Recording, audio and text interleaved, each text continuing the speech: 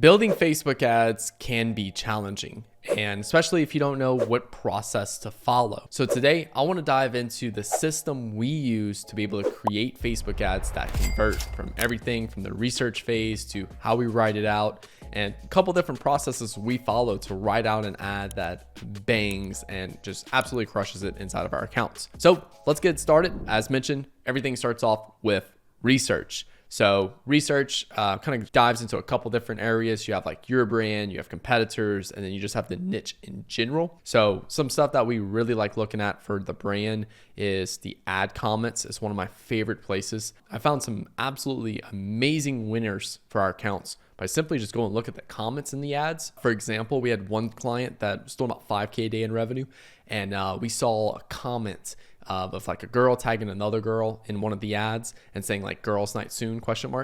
And we were able to come there and take that comment, and we created a whole ad script around girls night for that product. We were able to scale to about $30,000 a day with that particular comment right there, and just that ad concept that we created based off of that. So ad comments work absolutely amazing, especially the ones that are like, you know, pretty good in terms of like unique and everything. Support inbox, another good place to just kind of understand like common questions and concerns about the products that maybe we can address in an ad before people click on like the sales page. Same thing for reviews, good and bad, you know, why people loved it.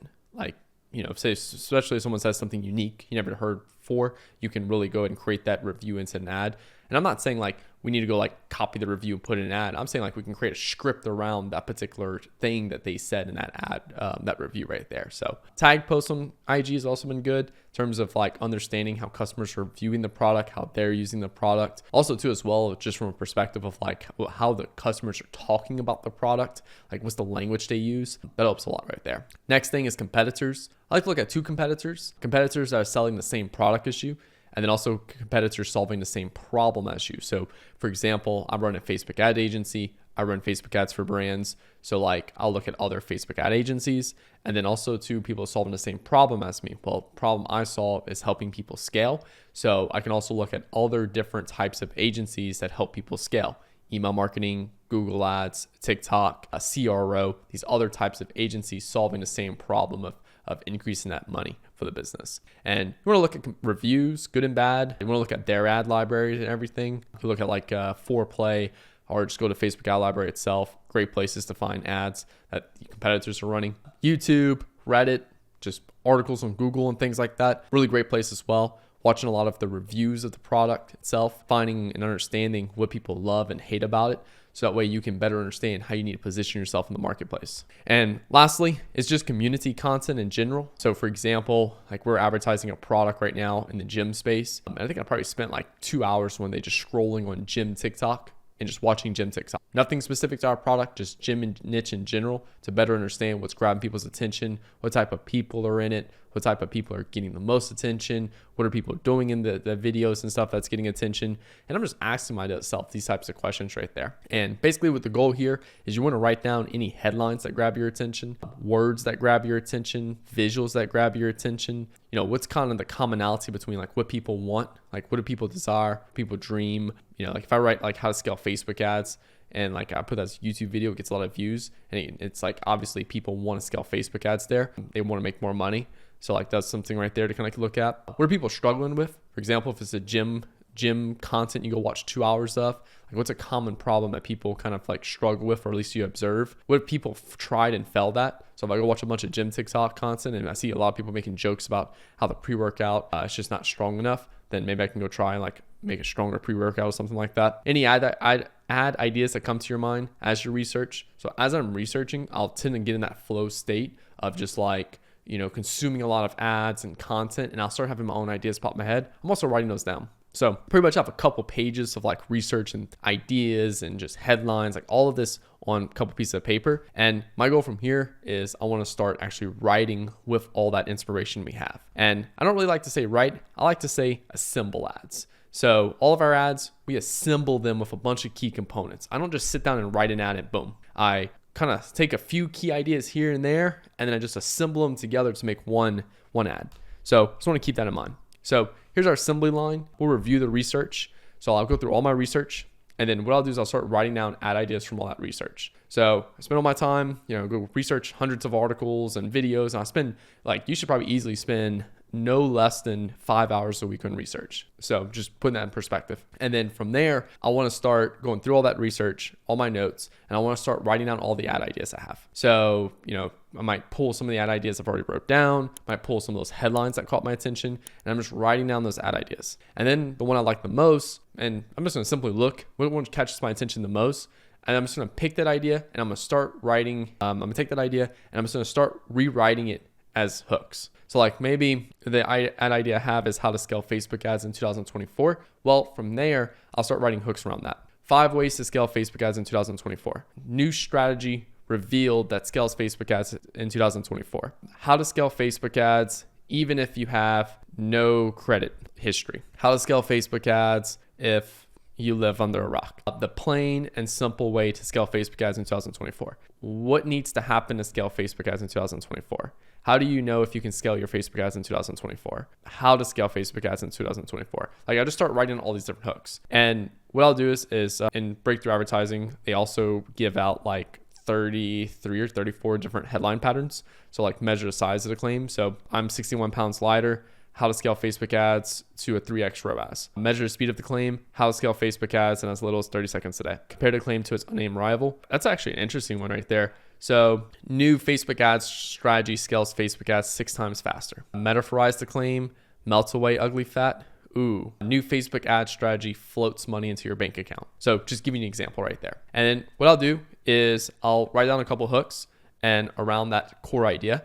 And from there, I'm just going to basically go ahead and I'm going to review them all. And I'm going to pick my favorite one. And I'm also going to remember that my main hook that I'm going to use for an ad needs to call out your ideal audience. And it needs to make people curious to read/watch more. So I find a lot of people struggle with hooks because they make statements. Whereas you want to make people curious. So for example, you watched this video because you wanted to know my system for creating Facebook ads that convert. But if I just said something just very straightforward, it's just a statement and there's no curiosity behind it, won't really get views. And then also imply a benefit. So if you just make people curious, but there's no benefit behind it, then it's okay, and I don't care. Or you just get the wrong people that goes for it. So I like to make people curious and imply a benefit or a problem being solved that only my ideal audience will resonate with. So I don't need to call out Facebook advertisers, how to scale Facebook ads in 2024, because likely only Facebook advertisers want to know how to scale Facebook ads in 2024. Next thing. So then you want to write the rest of the rough draft. So you have your idea, you have your finalized headline, 5 ways to scale Facebook ads in 2024. Now you want to write your rough draft. And that's it. So write your rough draft. You have one goal with the rough draft, and that's just to write the rough draft. The rough draft can be ugly. The rough draft can sound completely illiterate. The rough draft can be completely not even a Facebook ad, just write. That's all I want you to do. I don't care what it looks like. I don't care what it sounds like. I just want you to get your idea out on paper. You can also use ChatGPT here to write the rough draft as well, to where here's the hook, here's our idea for that hook, and write the rough draft for me, ChatGPT. Then you can copy it to Google Doc as well. Now we can start the actual work. Here is where we're going to go down into the strategy side. So we're going to rewrite that rough draft, but we want to rewrite it for strategy. What is strategy? Strategy just means that we're going to make sure this particular piece of content we have now conveys the clearest possible message as concisely as possible. So one problem I commonly see people is they're talking about too many random shit in the ad.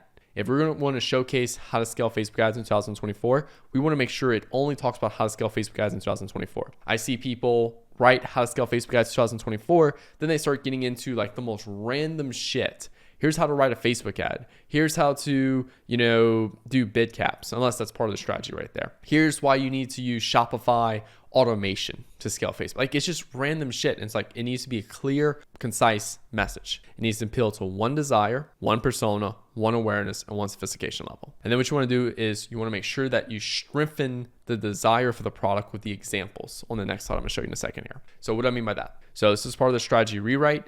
And for example, I was talking to a student before this call, and the student had a really amazing product, but he was not bringing that value out of the product. So he had 2 or 3 really good benefits of his product, but he was just covering them really fast. So like if we have like, let me give you an example really quick. For example, there's this new emotion baiting strategy that we launched that scales Facebook ads, works really well. So where will they get their desire satisfied? So, like where will they get the benefit of Facebook ads being scaled? Well, every time they log into their computer, they're going to be so happy of like when they check their Facebook ad account and they can see day over day performance of increase. Next one, when will they get their desire satisfied? So where's like, where at? When it's like, you can do it from 2 different perspectives. You can talk about speed. You can also talk about when in terms of like time. So like, for example, right when you open up your computer in the morning, you check Facebook and boom, the account is just flourishing. Next one is how will their desire be satisfied? So we're just showing more of the logical aspect right there of how this product helps them scale. So how does our emotion breeding strategy work in short? And that's where we explain that in a little bit and make sure we tie it back to them scaling. So these are all different ways we can showcase in that ad of how, like, because once you get people into your ad, once you hook them in, they start reading the ad. Your goal is to build undeniable proof that our product is the best thing for them, right? So we won't use all of these. There's 14 of these that you can leverage, but we'll use a couple, right? It's like if you use all 14, it should be like, eh. So our goal is to go through these, figure out which ones apply, and also which ones apply to the concept we want to do. And that way, instead of just saying, here's how to scale Facebook ads, you're going to use this new strategy and it's going to increase performance. That's like, all right, cool. But then if we like start talking about all the different times performance to be increased, we showcase how other people use this strategy and had it amazing. We start expanding that picture in their mind of how amazing it is. Now, you rewrote it for strategy, or you wrote your rough draft, you rewrote it for strategy. Now we're going to rewrite for style. Style is just simply making it more entertaining, more descriptive, more big impact words. And we want to cut the fat. So more entertaining. Maybe we read the article, How to Scale Facebook Ads 2024, and there's just literally no emotion. It's just dead. Just like, here's how to scale Facebook ads. You do this, then after that, you do this. It's like, the fuck? Boring. So we want to kind of make it a little bit entertaining, a little comedy if you can in here and there, a little bit of emotions as well, motion pulling. Then the next thing is descriptive words. So here's how to scale Facebook ads. Here's how to explode your Facebook ad results in 2024. So just giving you another example right there. Big impact words, explode, take your Facebook ads results to the stratosphere. You can start kind of getting into those funny things right there. But again, just have fun with that, but don't overuse it to where it's just like constant, like descriptive, constant big impact word. It's just like, eh. Also too, don't use too many big words that, you want to try to keep everything about a 4th grade reading level is what people say. So don't use anything too crazy that kind of pulls people like, what is that word? What did he say? So just keep that in mind, and also cut the fat. Cut the fat of the things that just aren't needed in there, and you'll kind of understand that when you're going through it for entertaining. And then lastly, we want to rewrite this for flow. So flow basically just means that you can go through your ad and it flows. It flows naturally. It shouldn't sound hard to read. It shouldn't be hard to read. And it should sound like a just normal conversation right there. It's an old thing in like copywriting where it's just like literally just read out the ad out loud, just like I am right now talking to you guys, and read it out loud, and it should flow naturally. You shouldn't stutter. You shouldn't kind of catch yourself as you're reading it. It shouldn't have to be like, wait, what was that?